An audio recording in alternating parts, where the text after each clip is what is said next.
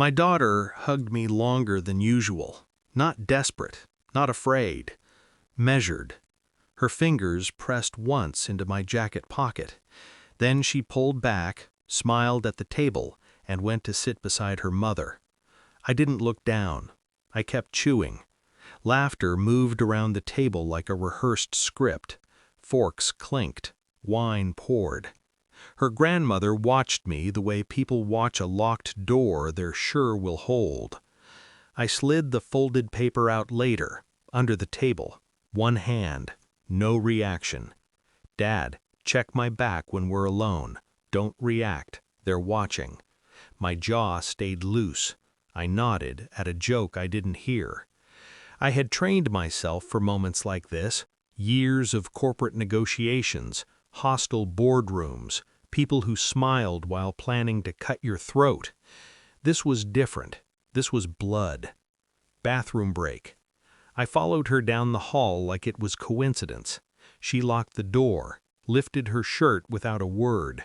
Bruises, not fresh panic bruises, older, layered, precise, finger-shaped, wrist height, shoulder pressure, control marks. My vision narrowed. The world slowed. Dad, she said quietly, Uncle David does this when you travel. Grandma holds the door. Mom tells me to stop fighting. I nodded. No sound left my throat. I helped her straighten her shirt, smoothed a wrinkle, practiced my face in the mirror until it was blank again. Back at the table, I picked up my keys. Honey, I said calmly, we're leaving. My wife stood. No, she said. Every lock clicked at once. I had missed it because I wanted to. That's the part that stays with me. The long work trips, the sudden closeness between my wife and her brother, the way decisions about our daughter were made without me.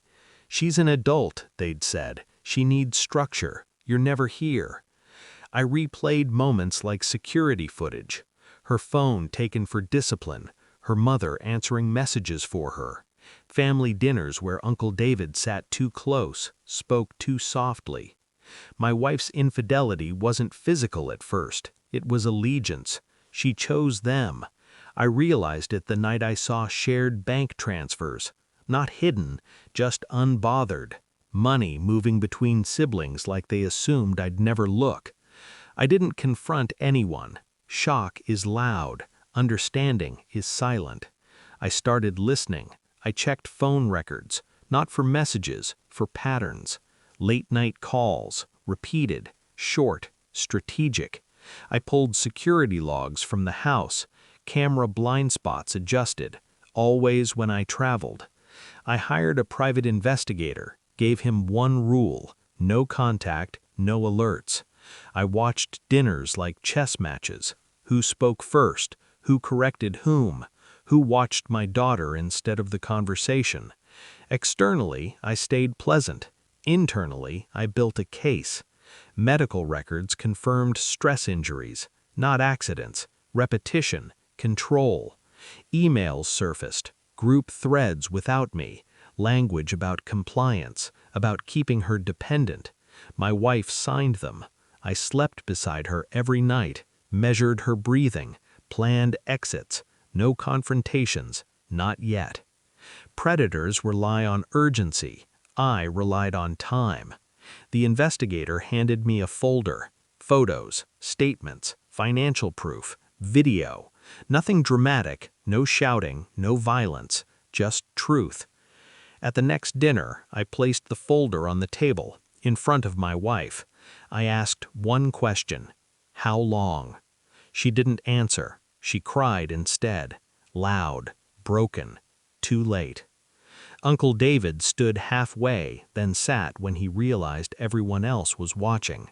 Grandma said my name like a warning. I stayed calm. That terrified them. I had already filed reports, quietly, professionally, with copies, restraining orders, asset freezes, recorded statements.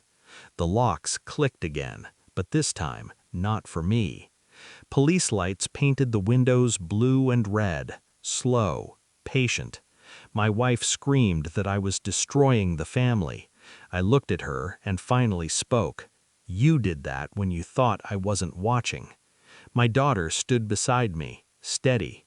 They didn't touch her this time. We left with nothing but keys and clarity. No reconciliation, no forgiveness.